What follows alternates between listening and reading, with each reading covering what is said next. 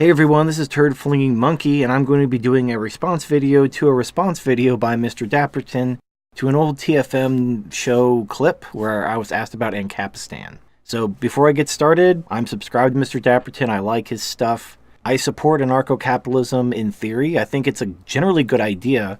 The problem is I believe it's a little bit utopian. It assumes too much good on the part of humanity while ignoring obvious negative aspects of human nature, which basically make anarcho-capitalism untenable. It's very similar to communism, and I know that people might get really offended by that, but what I mean is communism would work if people would work for free for the greater good and share, if we'd all just get along. And actually communism does work in very small groups. There are religious communities and communes where they do share all their property and everything like that. But of course, once you blow it up and try to apply it on a society, it goes to absolute shit. In that same way, I think that anarcho-capitalism has a good idea. But again, before we get into the video, Mr. Dapperton's cool. I'm not attacking him. Subscribe to his channel if you're open-minded to anarcho-capitalism, but here we go. Next question from Blade Life. He says, TFM, what do you think about anarcho-capitalism? You do seem to support libertarianism and free market principles. So what the logic? Why am I not an anarcho-capitalist? I'm not an anarcho-capitalist for two reasons. Basically, it all boils down to the fact that I don't think it's feasible. It's not realistic, and it's not realistic for two reasons. And I talked to Mr. Dapperton about this. The main reason is militarily. So an anarcho-capitalist society wouldn't have nukes. It wouldn't have any major military hardware. See, that's not true at all. Citizens will have access to everything a military has, but the only difference is they won't have access to nukes. Basically, your argument is the only good military is a military with nukes, and I disagree with that. And the reason why it wouldn't have any major military hardware is because there's no one person would have a need to own that kind of hardware. And without having any sort of collective military, if everybody just says, basically everybody would have a machine gun, and that would be the extent of their military. It's basically a militia of people with machine guns. Okay, so here is probably the fundamental disagreement, and I do apologize I didn't adequately explain this because this was just a question I was asked off the cuff while playing a video game on a talk show. Okay, so yes, heavy military equipment could exist in Ancapistan. Nukes could conceivably exist in Ancapistan. There's really I don't think owning a nuke is a violation of the non-aggression principle. However, here's the issue. Private individuals would not own heavy military hardware or nukes. They're just not practical. They're not economical. And offline, in private, I talked to Mr. Dapperton about this. Now, a machine gun can cost a few $100s, maybe a few $1,000s. Okay, that's fine. And you could use a machine gun for personal defense, for hunting. There's a reason why an individual would own a machine gun. A tank, just a basic battle tank, is at minimum $6 million. That is more money than someone's ever going to see in their life. Well, unless you're in the top 1%. You're just not going to have $6 million to spend on a fucking tank. And even if you had $6 million, why would you buy a tank that only application is for war? Now, Mr. Dapperton's response, again, this was in private. I hope he doesn't object to me using this as an example. His rebuttal was that people own private planes.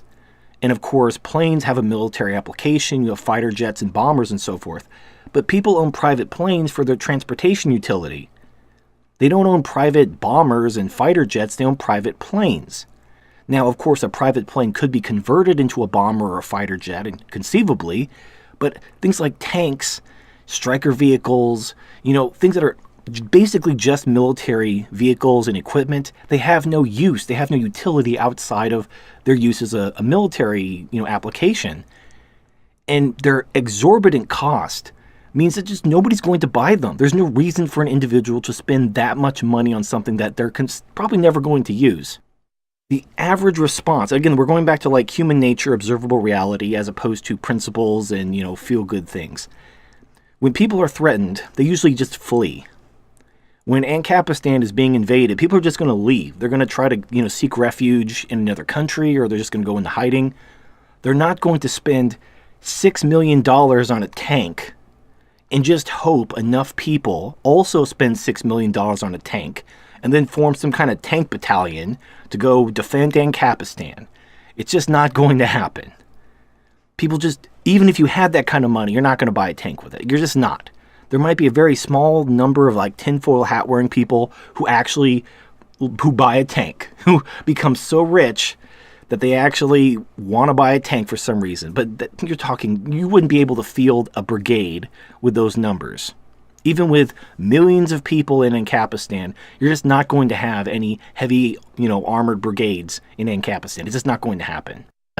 So to clarify, you're saying that an anarcho-capitalist society won't have access to tanks and fighter planes. The truth is, private security and private militaries will have access to them because people won't do business with them and hire them if they don't. Literally, their only job is to have access to those things and use them to protect the country. If they don't have access to those things, then they can't do their job and nobody will hire them. And people instead will hire a private security and private military that actually will do their job and buy tanks and fighter planes and actually protect the country as they should and as they're paid to do. And not only that, not only will the private security and the private militaries have access to that stuff, so will militias and the average citizen. They'll all have access to fighter planes and tanks. Now, your second point about private security, the problem with this approach is while it solves the initial problem, it actually means Ancapistan is doomed. So if you have a private military that you basically hire, a private company that provides private security, so it buys the military hardware, and in order to pay and maintain for this hardware, everyone has to pay a premium to this private company in order to maintain their defensive capability, how is that different than a government? At this point, I've gotten in conversation with other ANCAPs, and here's the issue: is if it walks like a duck and it quacks like a duck, it's a duck. And when you have a private organization, a private corporation that provides security and collects money from people in order to provide that security and enforces laws, which that's a different issue. I can get into that in a minute. But the point is these private companies would inevitably become the government. And they may not be called the government. You can call them whatever you want. You could substitute taxes for premiums. You could substitute corporation for government. They would be functionally a government. And if it walks like a duck and talks like a duck, it's a duck. And if it looks like a government and acts like a government, then it's a government. And if you have a government in Ancapistan, it's not Ancapistan. It might be, a functional society, and it might have a minimalist government, but then you're not an ANCAP. You're a Minarchist. And so am I. I'm a Minarchist. Minarchism works. And anarcho-capitalism doesn't work. Okay, businesses and the state are not the same thing. They are distinctly different. One abides by the non-aggression principle, while the other does not. That is a huge difference. Do you think people would allow McDonald's to lock people up? Probably not. What about for victimless crimes? Hell no! Are you kidding me? But we allowed the state to do it. 86% of the United States prisoners are in there for victimless crimes, meaning they didn't even steal from anybody. They didn't break the non-aggression principle at all. All they did was do something that somebody somewhere finds distasteful. Like smoke a harmless leaf. So businesses can't break the NAP and the government can. Would society allow a business to take your children for not even being a threat to them? For example, not breaking the non-aggression principle? No, they wouldn't, but they would allow the state to do it. Would society allow businesses like McDonald's to go to war for 222 years out of 239? Clearly breaking the non-aggression principle and just attacking people just because they want to. See, the United States government got away with that, but I doubt a business could. See, the only time the society will allow businesses to use self-defense is if somebody's breaking the non-aggression principle. So what's the difference between a government and a business? One abides by the non-aggression principle and the other does not. If you live in a society where Ancapistan's already built and people already believe in the non-aggression principle, you're going to have a real hard time making a business that forms a government. Or forming a government, because both things break the non-aggression principle, and you just became an enemy of the whole anarcho-capitalist nation. You're going to be going up against people with tanks, machine guns, and fighter planes. So it's not looking good for any type of government that might form. And you said that people won't be able to afford tanks and fighter planes. You got to remember that businesses and you and yourself won't be taxed to death, so you'll have a lot more money. Also, the hundreds of regulations on the free market really cost businesses a lot. Without those regulations, people would have a lot more money. Your money will be going like 10 times further than it does today. Lots of people will be able to afford tanks. Lots of people will be able to afford fighter planes. You say people won't own these things in Ancapistan, like private tanks and stuff, but they own them in the United States of America. You could buy a tank in the United States of America, and many people own them. You say that it won't happen, but it happens today. So yeah, it'll happen in Ancapistan too. Okay, so let me just back up a little bit. I mentioned the court. So here's the other issue. So me and you have had conversations about this. Two people have a dispute. They go to a private arbiter. Well, there's no fixed body of laws in Ancapistan. Everything's just based on the non-aggression principle and human rights and stuff like that, but nothing's concrete. Everything's going to be mostly determined by that specific judge and his interpretation of the non-aggression principle. And whatever jury is sitting on that. It's going to be completely random. So people are going to forum shop. If there's a certain area of Ancapistan where the judges believe a certain way that's advantageous to them, they're going to want to have the judgment in there. And the other party, knowing that, is going to look for somewhere else to have the arbitration. And you can't run a society on that. You have to have a fixed and consistent body of laws. That way, people generally know what's going to happen. They know what behaviors are going to lead to being sued or whatnot, and what behaviors are generally acceptable. And the reason why all of this ties back to the corporations with the private defense and the military is because the court requires force. If a judgment goes against a party and they decide, fuck you, I don't want to pay, well, then someone's going to have to enforce the judgment of the court with guns. They don't want to just, we agreed like gentlemen, let me just give you all my money. It's just not going to work that way, especially with an inconsistent body of laws. If somebody believes the law's on their side because of their interpretation of the non-aggression principle, and they go to a court, and the judge just has a different interpretation, and the jury sides against him, he's going to feel slighted. And then he's going to be like, well, fuck you, that's not how the non-aggression principle works. And then the other person will say, well, I don't give a shit because the judge and the jury are on my side, give me my money. You're going to say, no, I'm being aggressed against, and then you're going to shoot each other. That's how this is going to end. It's not going to end. I've heard it argued that they would just keep litigating against each other forever. Like they would find a different court and a different court. It's never going to end. It's never going to end until basically they get sick of it and kill each other. That's how it's going to end. So you have to have a court that has teeth. In order to have a court that has teeth, it has to be able to initiate force against people who it judges against. It has to have a consistent body of laws. It has to have a defense. It has to collect money from the citizens in order to fund all of that. And you can call them taxes. You can call them insurance premiums. It doesn't fucking matter what you call them.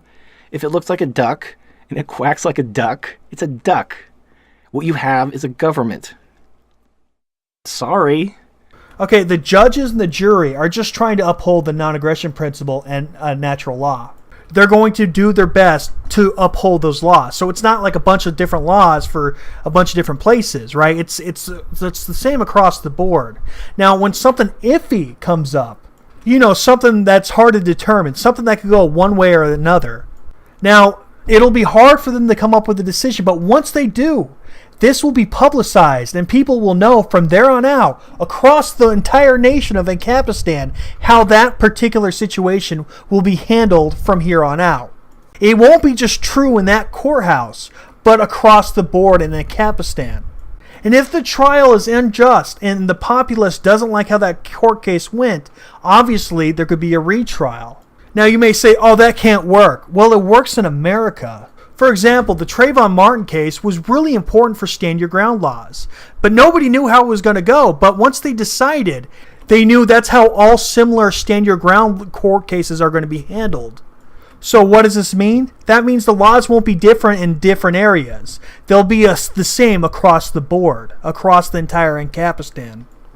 Nobody would have tanks, nobody would have bombers, nobody would have nukes. Because if somebody had that kind of hardware privately, they would be able to be like command anything. Like if I had a nuke, I could be like, hey, I'm the new king of Pakistan or Ancapistan, fuck you, because I have a nuke and I'll kill everyone if you don't make me king.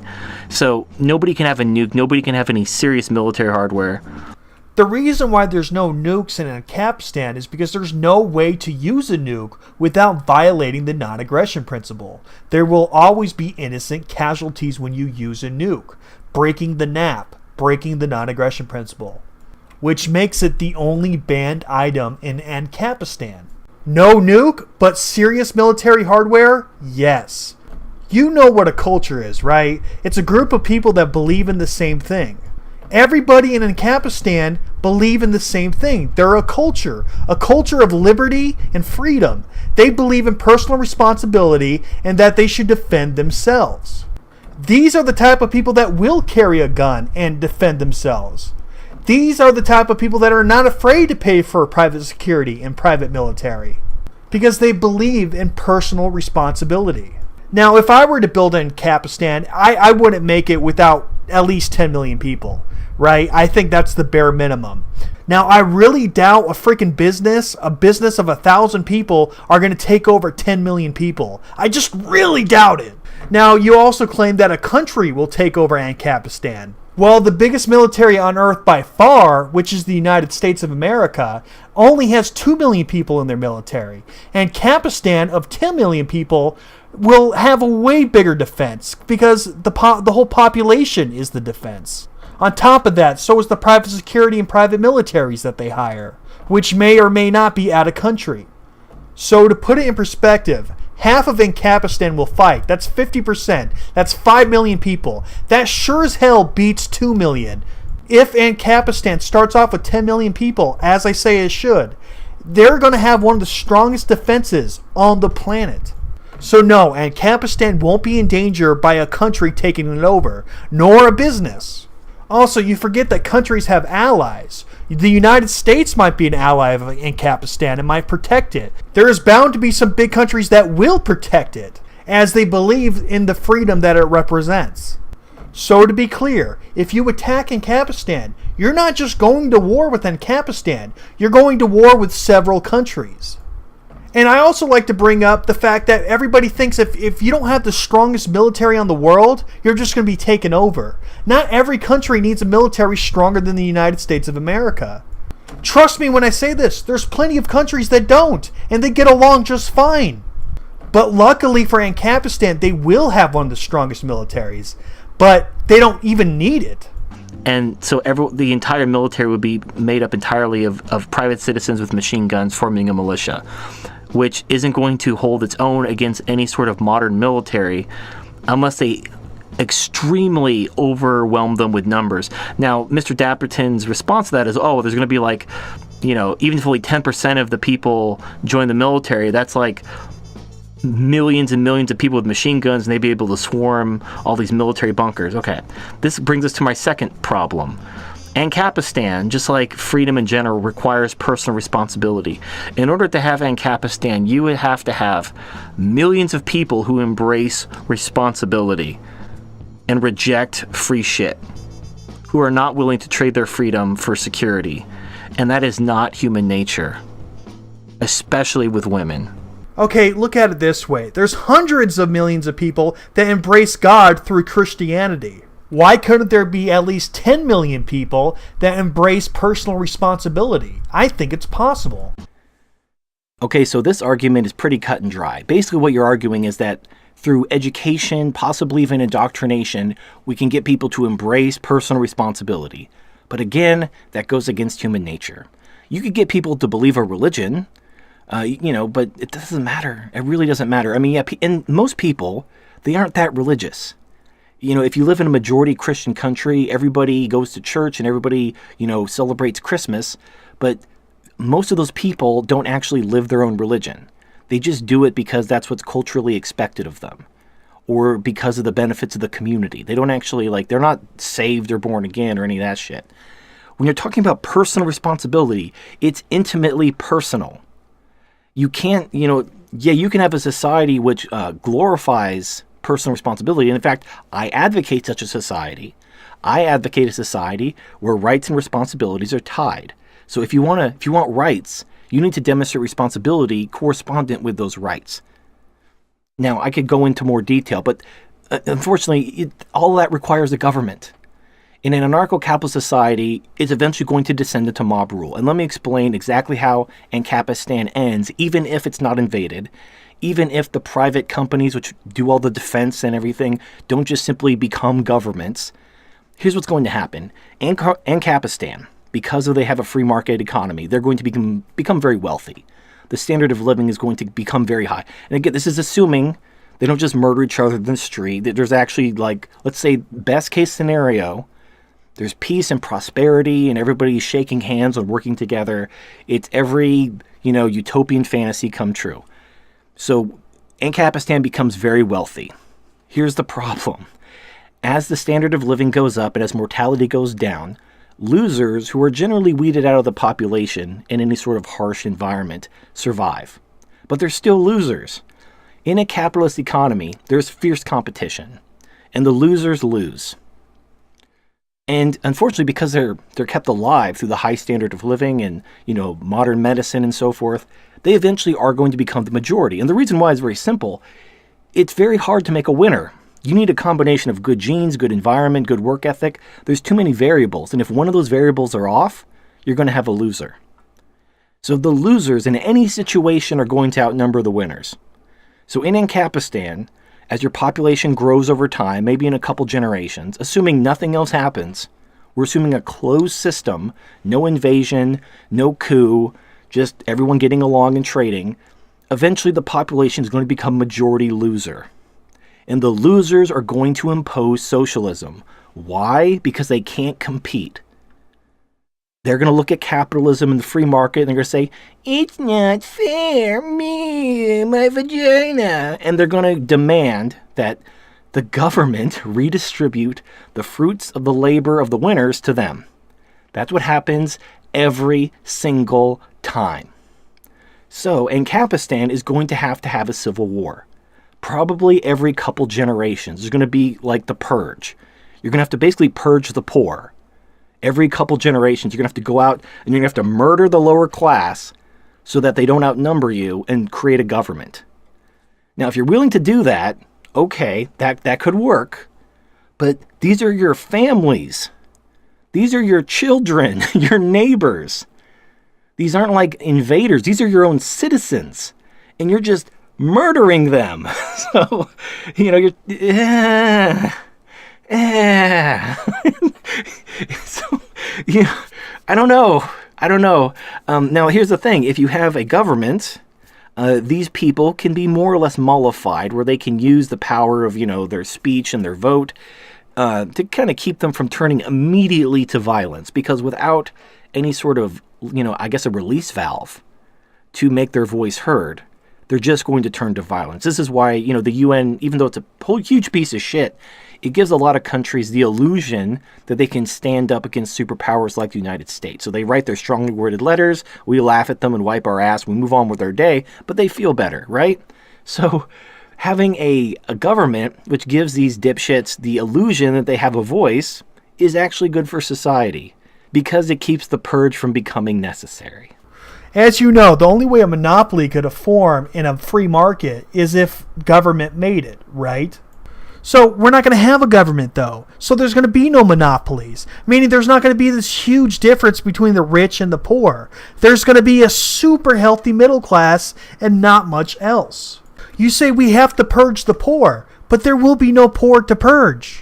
Now you may be wondering, how can a monopoly not form in Ancapistan? There's nothing regulating the market. Okay, imagine you have a company, right, and you make fidget spinners. You're the only company right now that has fidget spinners. You have a monopoly on the market. Now a business is going to come up and try to steal that monopoly. What are you going to do to stop it? I'll wait. The answer is, there's not much you can do. You can't lobby the government and write laws forcing this guy out of the free market. You're going to have to compete against him. So if you're competing against him, you no longer have a freaking monopoly, do you? There's not a damn thing you could do to stop this guy from competing with you and stealing your monopoly. Not a damn thing.